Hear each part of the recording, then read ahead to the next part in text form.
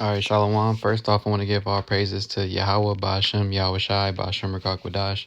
Double honors to our apostles and elders, a great millstone, and Shalom to the Agim out there preaching his word in truth and sincerity. This is your brother Shamar coming back with another lesson. And in this lesson, I just want to speak on a little bit of two different things, like this whole, lab-grown meat situation getting approved. And then, today, because today is, the whole pride celebration and whatnot, and it's just celebrating wickedness. But first I'm gonna speak a little bit on this and play this video clip, and then I'm gonna talk on the other, like I said, the other topic.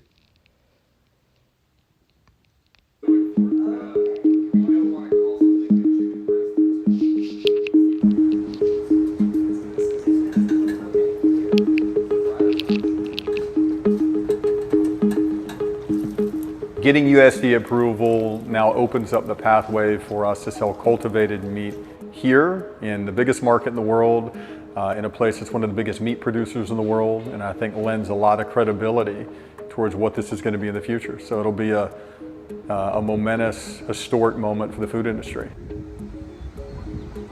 So often anything that's new, whether it's an electric car or it's ChatGPT, it feels strange, a little peculiar initially.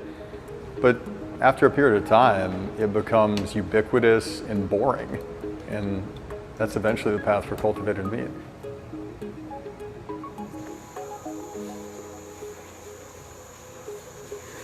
So cultivated meat, put really simply, is real meat that is grown from animal cells.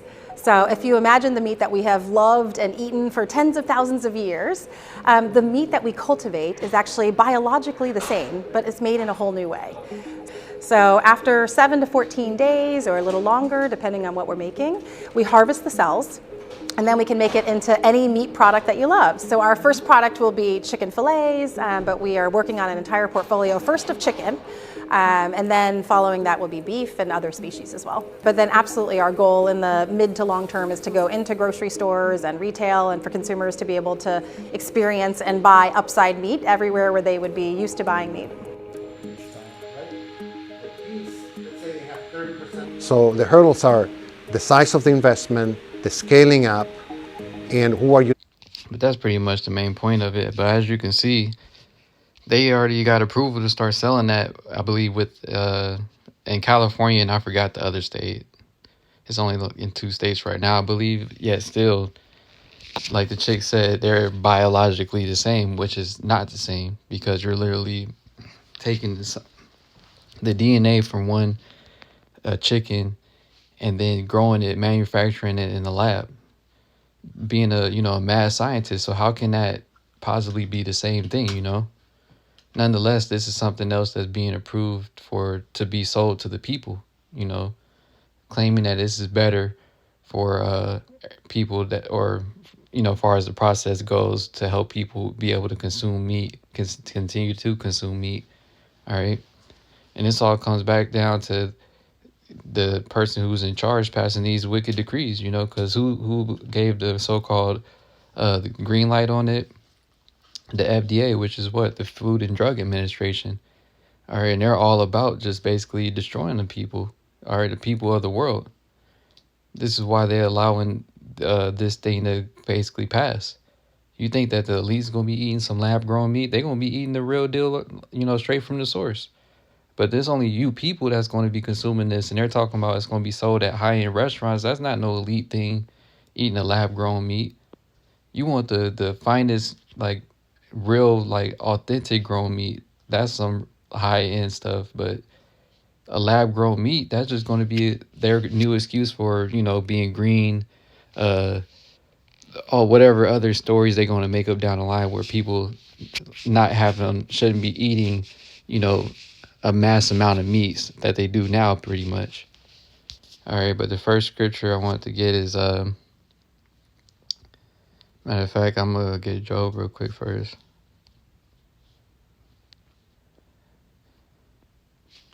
This is Job 9:24. It says, "The earth is given into the hand of the wicked. He covereth the faces of the judges thereof. If not, wherein who is he?" Yeah, and who's in control of the world, man? Who makes the rules and regulations? The wicked.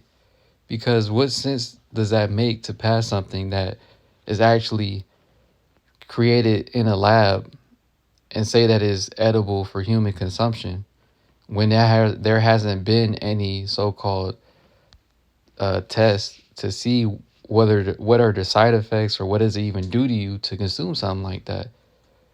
And you already know what it's going to do to people. Look at all the other things they've made, like the Beyond Meat stuff, all right, and everything else that they pretty much make in the lab. It destroys your body because it's not natural. It's not organic, so to speak. It's nature. You know, it doesn't come from nature. All right. Ultimately, it didn't come from a natural creation. All right. It's something that was manufactured, and everything that's manufactured by Esau, Edom, the so-called white man, brings nothing but death. Look at the whole food industry for an example in itself, man. And that's why you have the apostles, you know, and other brothers as well that do videos going into health here and there, man, because it's so much junk out there that, you know, they give out to people to buy. If you don't know right from wrong as far as choosing what you put in your body, you just slowly killing yourself, man. All right. And that's all by design.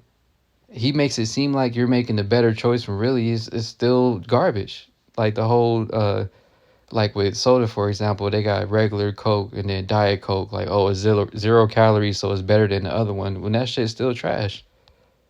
All right, the people who want to be so-called vegan, you, instead of just eating plant-based, you want to eat Beyond Meat or something that's uh, created in the lab that is like meat, but it's not meat. So on some weird stuff, instead of just eating, you know, eating the pulse, eating plant-based. And then you got all this other weird stuff that he makes and put on the shelves. Everything basically he throws out there is destroying you. And then it goes back to, like I said, the Food and Drug Administration, man. All right. Because they're the ones who give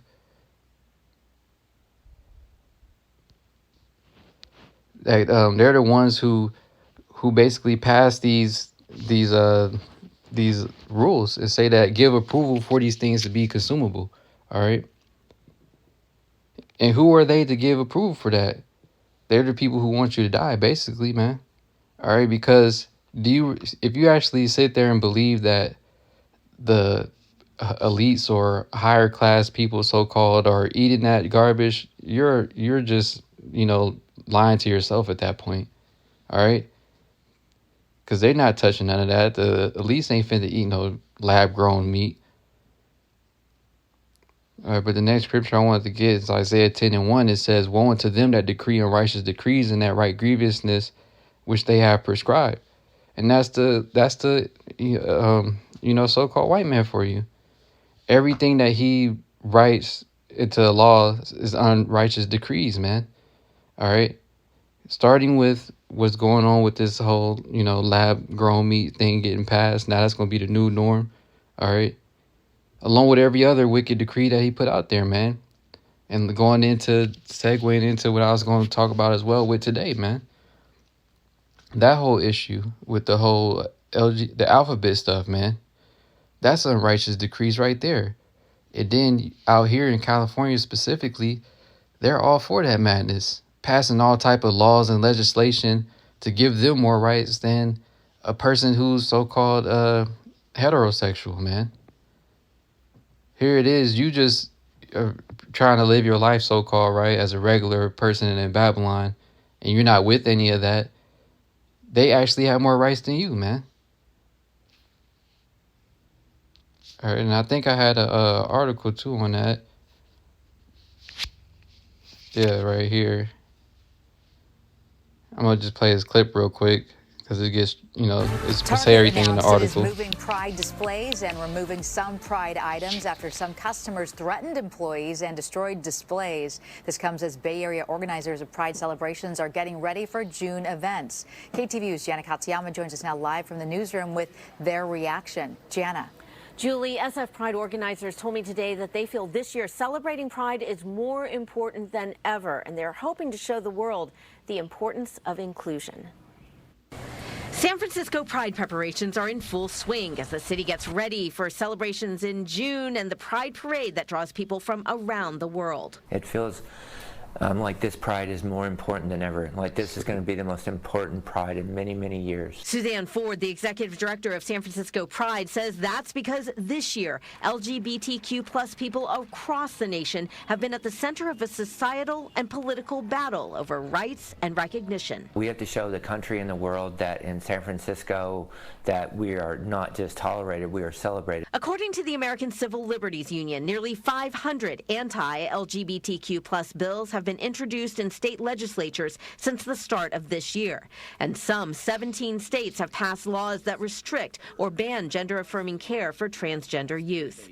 Companies are also at the center of the battle, facing cultural divides among customers. Target said it would relocate Pride Month displays and remove some products Wednesday after it said people destroyed displays and threatened employees. Misleading videos online falsely claimed that Target was selling bathing suits for trans children to conceal private parts. It comes as Disney battles Florida over LGBTQ inclusion. Bud Light. Yeah, you get the point, man. It's basically they saying that they've been getting attacked nonstop the whole year, basically. It's just, and then you seen all type of different laws being passed for them. You don't see that being passed for you so-called Negroes, Latinos, and Native Americans. All right, the only time is any laws being passed, like I was reading in Isaiah, the 10th chapter, is only when it's unrighteous decrees. Something regarding wickedness, anything that has to do with righteousness, he's totally against that, man. But anything regarding wickedness, they totally with it, passing all type of laws and decrees, speaking on all the so-called bad things or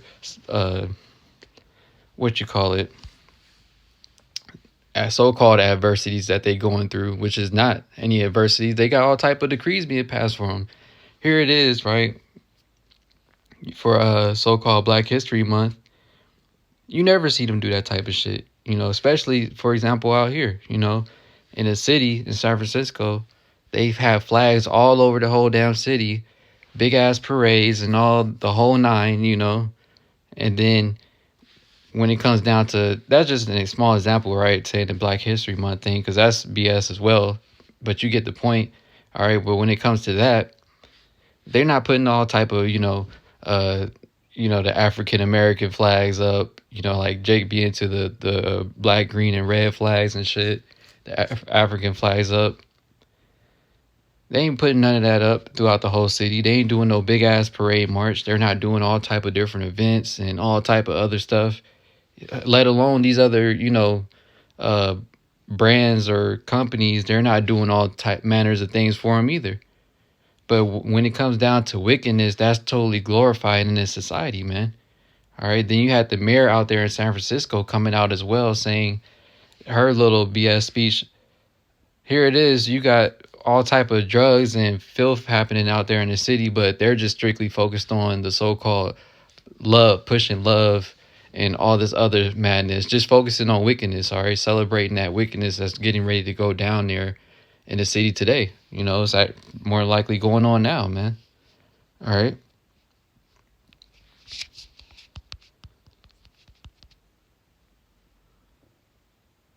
Yeah, this is 2 Peter.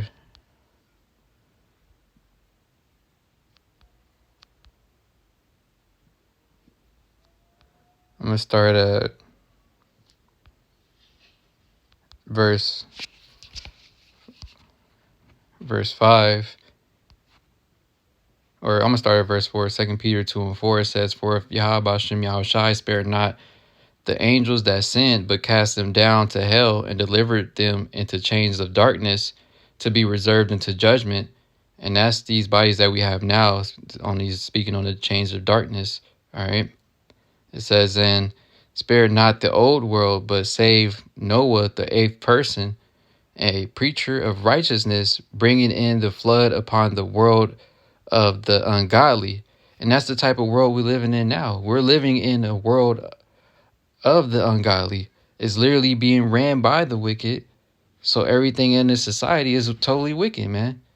So this whole world is for the ungodly people at this point, man. All right, like I was just playing that other little clip, going into the the alphabet stuff, making it seem like they've been going through all type of adversities and afflictions, and this year is very important for them, and that everything else. Hey, the so-called Negroes, Latinos, and Native Americans been suffering for the longest since we've been over here, man, still to this day. But nobody speaks on that unless it's regarding some type of wickedness, which is basically anything to do with the alphabet stuff. Now, if it's any Negro, Latino, or Native American that are part of the alphabet movement, then yeah, they'll put their face out there. But just a regular person who's so-called heterosexual and all that, you're not going to be talked about. You're insignificant, especially a Negro, Latino, Native American that's claims to be an Israelite. They don't want to hear a goddamn thing you got to say. But here it is, all type of decrees and stuff laws are being pushed through for these sick, vile people out there, man. All right, that's part of that whole alphabet stuff. But that's the example that America is setting, and that's why everybody loves coming here to America to indulge in all that manner of wickedness, basically, because they're the epitome of it, pushing it. Especially, like I said, out here in California, they go the hardest with it, trying to be the first ones to push new stuff and push it on the kids and the whole nine. But continuing on in verse 6, it says, "And turning the cities of Sodom and Gomorrah into ashes, condemned them with an overthrow, making them an example unto those that after shall live ungodly." And that's what it is supposed to be, man. Here it is, what happened in Sodom and Gomorrah was supposed to be an example of not to live like that. But then what do you have going on now with the wicked being in the position of power? All right, the earth being given to the hand of the wicked. What does Esau do? He takes this example of Sodom and Gomorrah and goes far beyond that, pushing the wicked, the same spirit of Sodom and Gomorrah, but even more so, in his society, man. And just like what happened to Sodom and Gomorrah, what happened back then is the same thing is going to happen to America. Rightfully so, along with every other wicked deed that they have done, man. That's just part of the wickedness that they're doing, dealing with all of that whole off spirit in general. And it's a lot more that they have to pay for, man. And rightfully so. So just like Sodom and Gomorrah was taken out, man, this place is going to get taken out as well, man. All right, sooner than later. All right, that's why the scriptures say the time is being sped up for the elect's sake, man. All this, we ain't going to have to keep on, like it says in the next verse, and deliver just lot and vex with the filthy conversation of the wicked. We ain't going to have to be tolerating, all this wickedness and this madness that's going on in this society for much longer, man. All right, it's coming to an end sooner than later, man. Yahweh Hashem Yahushai is getting ready to put a stop to all of this wickedness, man. All right. So with that, I'm going to wrap up. I just wanted to speak on that real quick. Because, this is just basically having to be here, beholding this wickedness and having to just tolerate it to a certain extent. Jake tired of dealing with that, man, and being in this society, and the Heavenly Father is ultimately tired of this place, man. And that's why this place is going to be taken out with nuclear fire, man. Rightfully so. Going out just like Sodom and Gomorrah did. Since you want to follow after that same spirit, you're going to follow after the same judgment, man. Going out with fire. All right? Hey, so with that, I'm going to wrap up. Like I said, giving all praises again to Yahweh Ba'ashem, Yahweh Shai, Ba'ashem Rakakwadash. Double honors to our apostles and elders, a great millstone. And shalom to all the Akim out there preaching his word in truth and sincerity. Shalom.